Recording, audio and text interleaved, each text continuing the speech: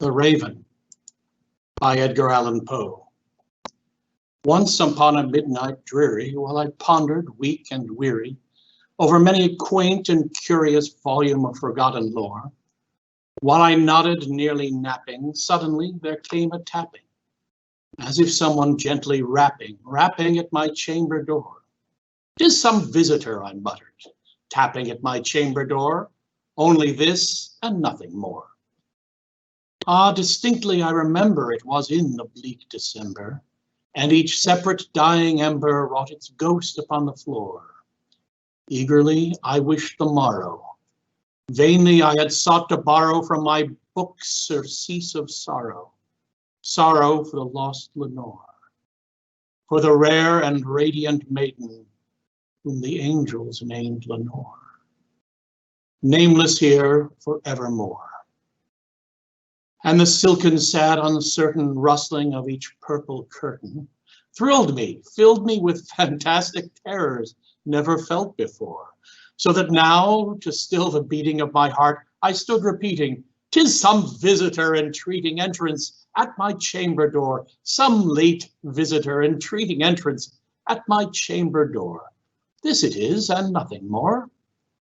Presently my soul grew stronger, hesitating then no longer. "Sir," said I, "or madam, truly, your forgiveness I implore, but the fact is I was napping, and so gently you came rapping, and so faintly you came tapping at my chamber door, that I scarce was sure I heard you. Here I opened wide the door. Darkness there and nothing more. Deep into that darkness peering, long I stood there, wondering, fearing, doubting, dreaming dreams no mortal ever dared to dream before. But the silence was unbroken, and the stillness gave no token. And the only word there spoken was the whispered word, "Lenore?" This I whispered, and an echo murmured back the word, "Lenore." Merely this, and nothing more. Back into the chamber turning, all my soul within me burning, soon again I heard a tapping, somewhat louder than before. "Surely," said I, "surely that is something at my window lattice. Let me see then what thereat is, and this mystery explore. Let my heart be still a moment, and this mystery explore. 'Tis the wind, and nothing more." Open here I flung the shutter, when with many a flirt and flutter, in there stepped a stately raven of the saintly days of yore. Not the least obeisance made he, not a minute stopped or stayed he, but with mane of lord or lady perched above my chamber door, perched upon a bust of Pallas just above my chamber door, perched and sat and nothing more. Then this ebony bird beguiling my sad fancy into smiling, by the grave and stern decorum of the countenance it wore. "Though thy crest be shorn and shaven, thou," I said, "art sure no craven. Ghastly, grim, and ancient raven, wandering from the nightly shore, tell me what thy lordly name is on the night's Plutonian shore." Quoth the raven, "Nevermore." Much I marveled this ungainly fowl to hear discourse so plainly, though its answer little meaning, little relevancy bore. For we cannot help agreeing that no living human being ever yet was blessed with seeing bird above his chamber door, bird or beast upon a sculptured bust above his chamber door, with such a name as Nevermore. But the raven, sitting lonely on the placid bust, spoke only that one word, as if his soul in that one word he did outpour. Nothing farther than he uttered, not a feather than he fluttered, till I scarcely more than muttered, "Other friends have flown before. On the morrow he will leave me, as my hopes have flown before."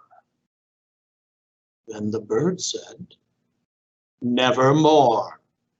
Startled at the stillness broken, By replies so aptly spoken, doubtless, said I, what it utters is only stock and store, caught from some unhappy master, whom unmerciful disaster followed fast and followed faster, till his songs one burden bore, till the dirges of his hope that melancholy burden bore of never, nevermore.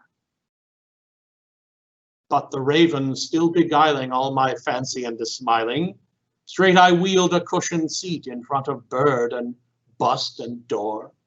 Then upon the velvet sinking, I betook myself to linking, fancy unto fancy, thinking that this ominous bird of yore, what this grim, ungainly, ghastly, gaunt, and ominous bird of yore meant in croaking nevermore. This I sat engaged in guessing, but no syllable expressing to the fowl whose fiery eyes now burned into my bosom's core. This and more I sat divining, with my head at ease reclining on the cushion's velvet lining that the lamplight gloated o'er, but whose velvet violet lining with the lamplight gloated o'er, she shall press nevermore. Then methought the air grew denser, perfumed from an unseen censer, swung by seraphim whose footfalls tinkled on the tufted floor. Wretch, I cried, thy God hath lent thee, by these angels he has sent thee, respite and nepenthe from thy memories of Lenore. Quaff, oh quaff this kind nepenthe, and forget this lost Lenore. Quoth the raven, nevermore.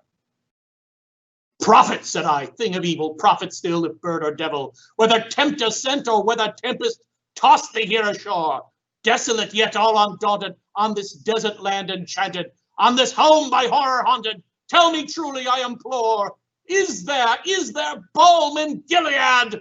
Tell me, I implore. Quoth the raven, nevermore. Prophet, said I, thing of evil, prophet still, if bird or devil, by that heaven that bends above us, by that God we both adore, tell this soul with sorrow laden, if within the distant Aidenn it shall clasp a sainted maiden, whom the angels named Lenore, clasp a rare and radiant maiden, whom the angels named Lenore. Quoth the raven, nevermore. Be that word our sign of parting, bird or fiend, I shrieked upstarting. Get thee back unto the tempest and the night's Plutonian shore. Leave no black plume as a token of thy lies, so a soul hath spoken. Leave my loneliness unbroken. Quit the bust above my door. Take thy beak out of my heart and take thy form from off my door. Quoth the raven, nevermore. And the raven, never flitting, still is sitting on the pallid bust of Pallas, just above my chamber door. And his eyes have all the seeming of a demon that is dreaming, and the lamplight o'er him streaming throws his shadow on the floor.